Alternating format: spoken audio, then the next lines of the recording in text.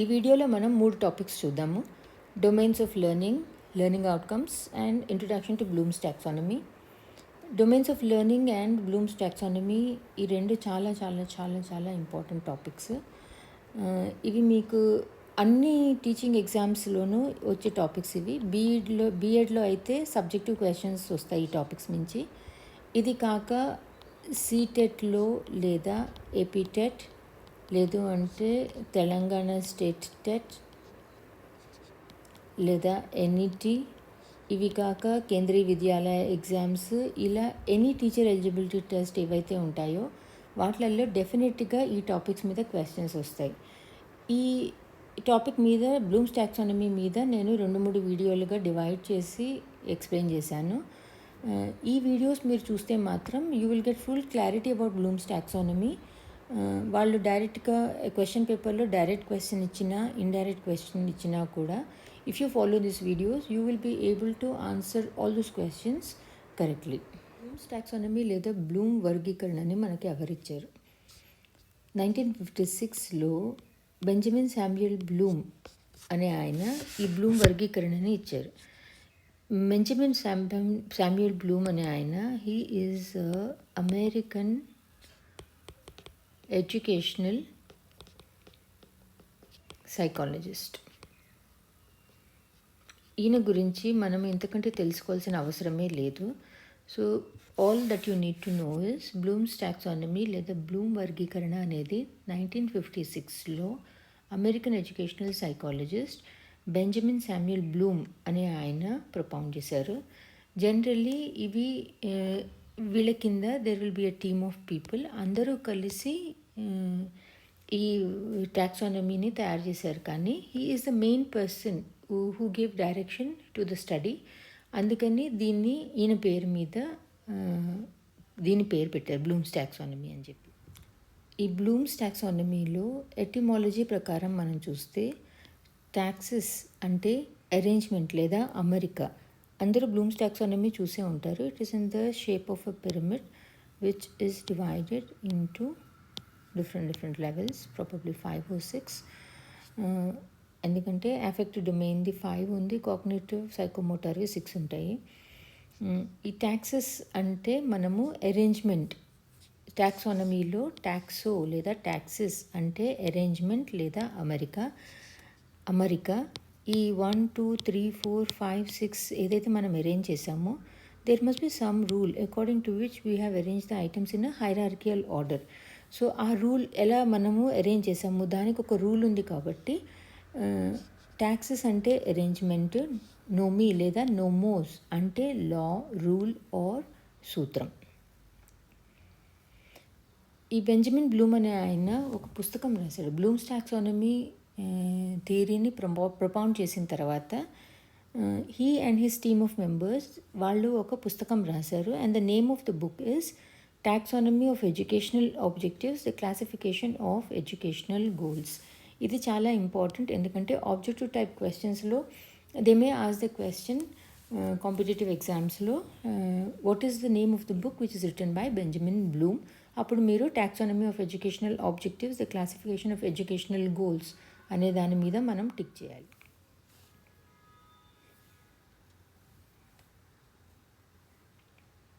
మీరు అబ్జర్వ్ చేస్తుంటే మనము ఏదన్నా పనన్నా చేస్తూ ఉంటాము, ఏదో వీఆర్ డూయింగ్ సంథింగ్, పనన్నా చేస్తూ ఉంటాము.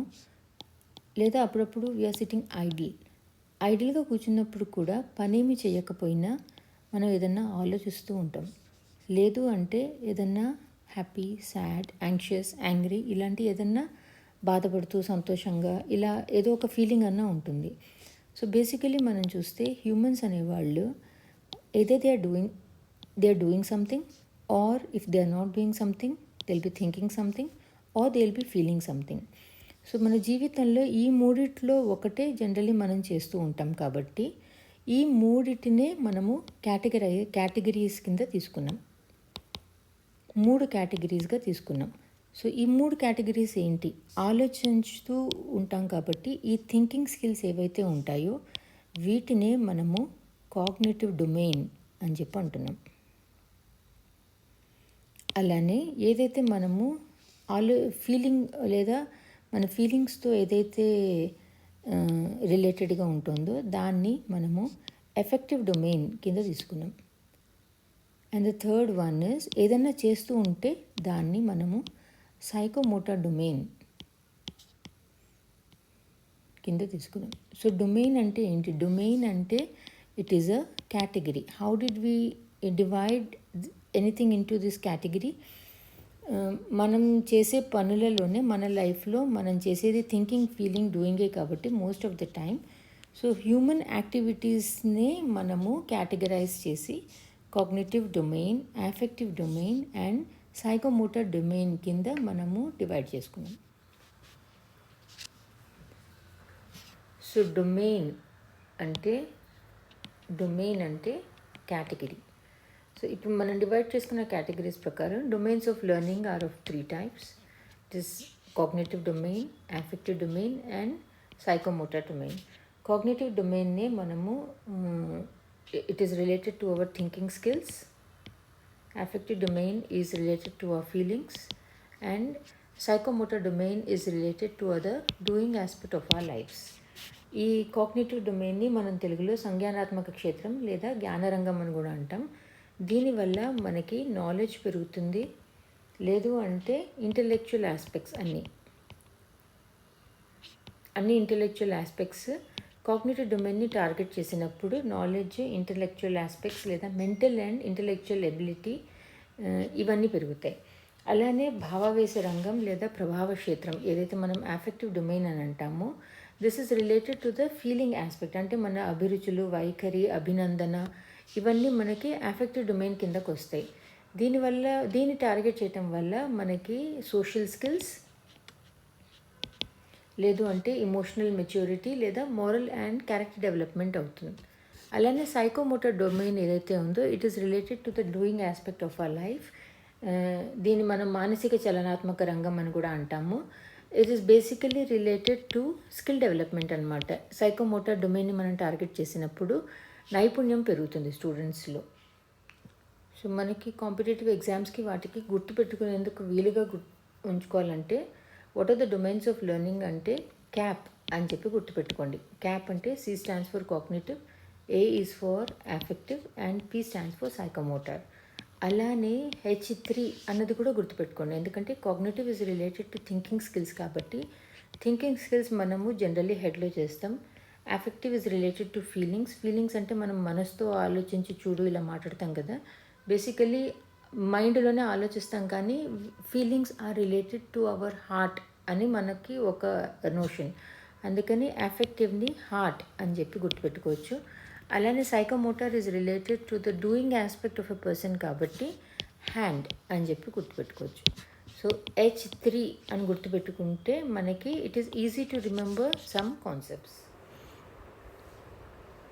ఇప్పుడు ఏదైనా మనము లెసన్ ఓపెన్ చేసిన తర్వాత ద ఫస్ట్ పేజ్లో ఏముంటుంది? ఫస్ట్ పేజ్లో నేమ్ ఆఫ్ ద లెసన్, అది కాక ఈ లెసన్లో ఈ టాపిక్స్ ఉన్నాయి అని ఒక కంటెంట్స్ లిస్ట్ ఇస్తారు. దాని కింద జనరల్లీ మీరు చూసుంటే there will be small box.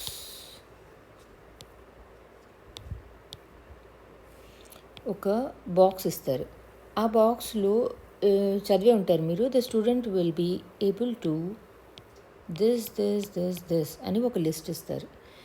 ఈ లిస్ట్ ఏంటంటే ఈ లెసన్ చదివిన తర్వాత ఆ స్టూడెంట్ ఇవి చెయ్యగలగాలి లేదా ఇవి అర్థం చేసుకోగలగాలి లేదా ఇదేమిటో చెప్పగలగాలి అనే ఈ లిస్ట్ ఏదైతే ఉంటుందో వీటినే మనం లెర్నింగ్ ఆబ్జెక్టివ్స్ అంటాం. ఈ లెర్నింగ్ ఆబ్జెక్టివ్స్ లేదా అభ్యసన ఫలితాలు అంటే బేసికల్లీ లెసన్ ఎండ్కి వచ్చేసరికి what the learner should know లేదా what the learner should understand or what the learner should be able to do. ఈ లెసన్ చదివిన తర్వాత ఇవి ఏవైతే ఉన్నాయో వీటినే మనము లెర్నింగ్ ఆబ్జెక్టివ్స్ కిందకు వస్తాం. ఇప్పుడు ఈ లెర్నింగ్ ఆబ్జెక్టివ్స్ అనేవి they can be frame for a course also, లేదు అంటే లెసన్కి కూడా మనము ఫ్రేమ్ చేస్తాం. కోర్స్ అనేది it is spread over a long period of time కాబట్టి the learning objectives what you frame for a course will be generally broad and general. ఈ కోర్సుని మనము తర్వాత డిఫరెంట్ ఇయర్స్ కింద డివైడ్ చేస్తాము, డిఫరెంట్ సెమిస్టర్స్ కిందకి డివైడ్ చేస్తాం. ఆ సెమిస్టర్లో మనము లెసన్ అన్న దాని కిందకు వస్తాం. సో లెసన్కి వచ్చేసరికి మనము డీటెయిల్డ్గా ఆబ్జెక్టివ్ని ఫ్రేమ్ చేసుకుని దాన్ని ఎలా అచీవ్ చేస్తాము అనేది లెసన్ కింద వచ్చే లెర్నింగ్ ఆబ్జెక్టివ్ కిందకు వస్తుంది. సో లెసన్ కింద వచ్చే learning objectives are generally specific and they have to be detailed.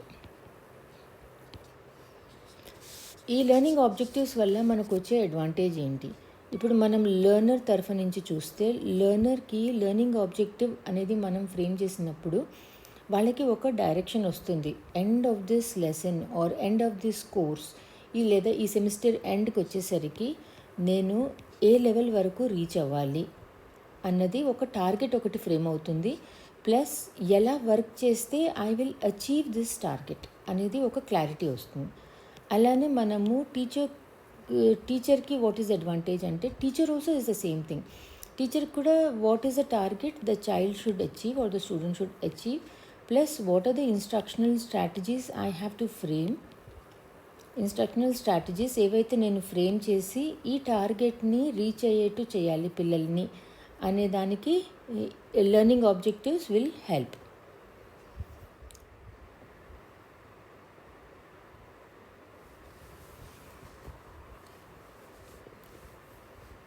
ఈ లెర్నింగ్ ఆబ్జెక్టివ్స్ అనేవి మనం ఎలా ఫ్రేమ్ చేయాలి, లేదా ఎఫెక్టివ్ లెర్నింగ్ ఆబ్జెక్టివ్స్ అనేవి ఎలా ఉండాలి? ఎఫెక్టివ్ లెర్నింగ్ ఆబ్జెక్టివ్స్ అనేవి స్మార్ట్గా ఉండాలి. స్మార్ట్లో S stands for specific. Specific అంటే వేగ్గా కాకుండా మనము చాలా క్లియర్గా we should be able to state in a sentence that what is the objective the child has to achieve. అంటే ఫర్ ఎగ్జాంపుల్ ఇప్పుడు క్లాస్ 4 లెసన్ లివింగ్ ఆర్గానిజమ్స్ నేర్పిస్తున్నాము అంటే at the end of the lesson the child should be able to tell what is a living organism, or state the features of a living organism, or give the difference between a living organism and a non-living organism. ఇలా చాలా స్పెసిఫిక్గా మనము mention చేయగలగాలి. దీన్నే మనము specific లేదా నిర్దిష్టంగా ఉండాలి అని చెప్పి అంటాం. Then the M stands for measurable. Any objective what you frame దాన్ని మనము మెజర్ చేయగలగాలి. మెజర్ చేయకపోతే అసలు ఆ ఆబ్జెక్టివ్ మనం రీచ్ అయ్యామా లేదా అనేదే తెలియదు. So it can be through a test or it can be through an activity. ఆ లెర్నింగ్ ఆబ్జెక్టివ్ని స్టూడెంట్ అచీవ్ అయ్యారా లేదా అనేది మనము కొలవగలగాలి. It should be measurable. A stands for achievable. Learning objective మనం ఏదైతే ఫ్రేమ్ చేస్తామో స్టూడెంట్ ఏజ్ని బట్టి లేదా స్టూడెంట్ రెడీనెస్ని బట్టి సాధించగలడా లేదా అన్న ఆలోచనతోనే ఫ్రేమ్ చేసుకోవాలి. So it has to be achievable. R stands for relevant. Relevant అంటే ఏదైతే మనము కోర్స్ కానీ లెసన్ కానీ ఉంటుందో ఆ లెసన్కి సంబంధించిన టాపిక్ మీదే మనము లెర్నింగ్ ఆబ్జెక్టివ్ చేయాలి, కానీ it should not go beyond the topic. So it has to be relevant లేదా సంబంధిత ఆబ్జెక్టివ్ అయి ఉండాలి. T stands for time bound.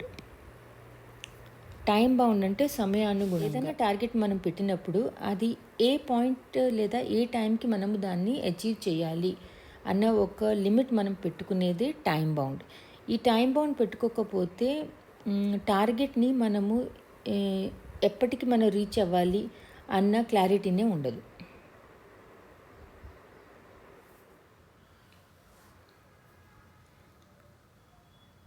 So మనం లెర్నింగ్ ఆబ్జెక్టివ్స్ ఎప్పుడైతే ఫ్రేమ్ చేస్తామో వీటిని దేని వైపు టార్గెట్ చేస్తాం? ఫస్ట్ ఎయిదర్ నాలెడ్జ్ వైపున టార్గెట్ చేస్తాం, అంటే కాగ్నిటివ్ డొమైన్ని టార్గెట్ చేస్తాం. అలానే యాటిట్యూడ్స్ ఫర్ చేంజ్, మార్పు కోసం వైఖరులు ఏవైతే ఉంటాయో వీటినన్నా టార్గెట్ చేస్తాం. యాటిట్యూడ్స్ ఫర్ చేంజ్ అంటే అఫెక్టివ్ డొమైన్ని టార్గెట్ చేస్తాం. And the third one is skill డెవలప్మెంట్ని టార్గెట్ చేస్తాం, అంటే సైకోమోటార్ డొమైన్ని టార్గెట్ చేయటం. So whatever learning objectives మనం ఏవైతే ఫ్రేమ్ చేస్తామో వాటి టార్గెట్ కాగ్నిటివ్ డొమైన్, లేదు అంటే అఫెక్టివ్ డొమైన్ లేదా సైకోమోటార్ డొమైన్ని టార్గెట్ చేయటం. And combination of all the three is important for the overall development of the child. Now let us go to the introduction of Bloom's taxonomy. ఇంతకు ముందు చూసాం టాక్సిస్ అంటే arrangement, నోమోస్ అంటే రూల్. ఓకే, సో ఈ Bloom's వర్గీకరణ అనేది simple నుంచి complex వరకు ఎడ్యుకేషనల్ ఆబ్జెక్టివ్స్ని మనము ఎలా ఫ్రేమ్ చేసాము, అసలు ఎలా అరేంజ్ చేసాము అనేదే బ్లూమ్ వర్గీకరణ లేదా Bloom's taxonomy. It is a hierarchical arrangement of classification of educational learning objectives into levels of complexity and specificity. దేన్ని మనము యాక్చువల్లీ ఇందులో అరేంజ్ చేస్తున్నాము అంటే ఎడ్యుకేషనల్ లెర్నింగ్ ఆబ్జెక్టివ్స్ని అరేంజ్ చేస్తున్నాం. అందుకే ఇప్పటి వరకు I have been explaining what are learning objectives. అది అర్థమైతే తప్ప మనము we cannot move into Bloom's taxonomy. It is a hierarchical arrangement. Hierarchy అంటే ఒకదానిపైన ఒకటి, ఒక పైమెట్టు ఇలా అరేంజ్ చేస్తే దిస్ ఈజ్ అ హైరార్కీ. ఇలా అరేంజ్ చేయటాన్ని it is a hierarchical arrangement or classification అన్నాం of what, of educational learning objectives. మనము సింపుల్ లెర్నింగ్ ఆబ్జెక్టివ్ ఒకటి తీసుకుని ఒక టాపిక్ మీద అదే టాపిక్లో హయ్యర్ ఆర్డర్ లేదా కాంప్లెక్స్ థింకింగ్ రావాలి చైల్డ్లో అంటే మన ఎడ్యుకేషనల్ ఆబ్జెక్టివ్స్ని ఎలా ఫ్రేమ్ చేయాలి అనేదే బ్లూమ్స్ టాక్సానమీ లేదా బ్లూమ్స్ వర్గీకరణ. ఇప్పుడు కొన్ని ఎంసీక్యూస్ చూద్దాం. What is the name of the book return by Benjamin Bloom? ఇంతకుముందు మనం చూసాం బెంజమిన్ బ్లూమ్ అని ఆయన రాసిన పుస్తకం పేరు taxonomy of educational objectives, the classification of educational goals. Now let's go back to the question. What is the name of the book return by Benjamin Bloom? Designing and assessing educational objectives, measurement, evaluation and assessment in education, taxonomy of educational objectives, instructional objectives and teacher education. So the answer is book written by Benjamin Bloom is the taxonomy of educational objectives. Which learning objectives fall under the cognitive domain? Cognitive domain ante manam emani chusam, cognitive domain is related to thinking skills. So learning objectives related to physical skills and moment అంటే physical skills అనేది మనము psychomotor డొమైన్లో చూసాం.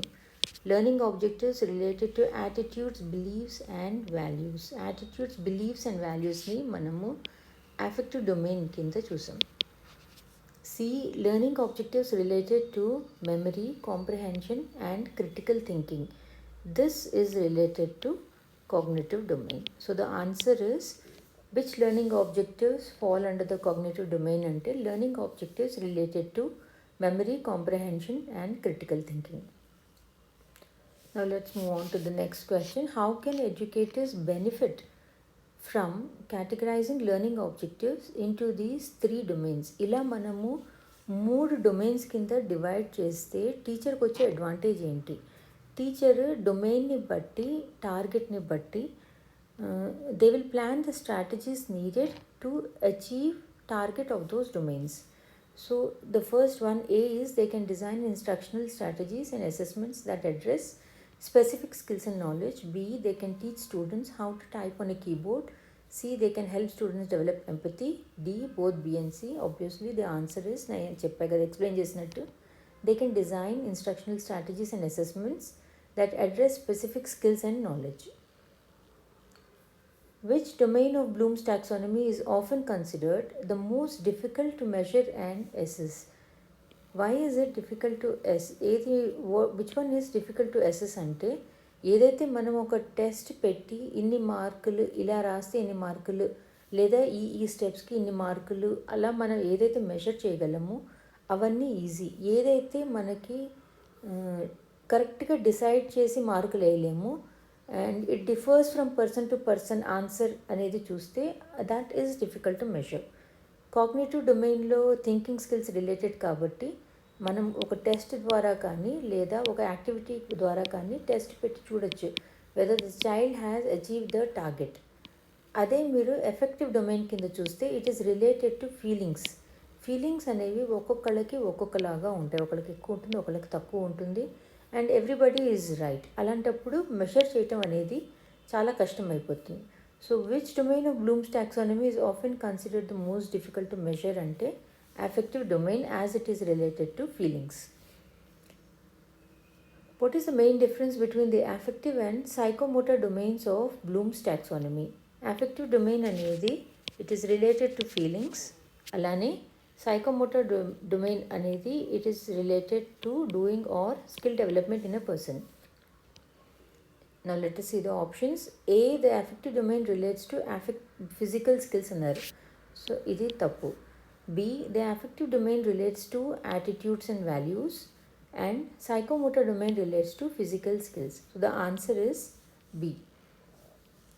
Why is it important for educators to consider the affective and psychomotor domains in addition to cognitive domain? అంటే ఎడ్యుకేషన్లో knowledge ఒకటి ఇవ్వటం కాకుండా వాళ్ళకి స్కిల్ డెవలప్మెంట్, ఎమోషనల్ మెచ్యూరిటీ ఇవన్నీ కూడా కావాలి అని మనం ఎందుకు అనుకుంటున్నాం? ఎందుకంటే లైఫ్లో ముందుకెళ్ళిన తర్వాత ఒక నాలెడ్జ్ ఉంటే మాత్రమే సరిపోదు మనకి. They should be able to take stress, లేదు అంటే they should be able to work in a team. ఇలాంటివి చాలా ఓవరాల్ డెవలప్మెంట్ ఉంటే తప్ప a child when he grows up and goes into a real life, he cannot be successful in life. అందుకని these all the three domains are very important. So let's see the options. A, because students need to develop a range of skills and abilities to be successful in life, it is required by educational standards. It helps in making learning more fun and engaging for students. It is easier to measure and assess affective and psychomotor learning than cognitive learning. Why is it important? Ante because students need a range to develop a range of skills and abilities to be successful in life. Original Bloom's taxonomy 1956లో Benjamin Bloom's అని ఆయన ఇచ్చారు. Original Bloom's టాక్సానమీలో there is only one dimension.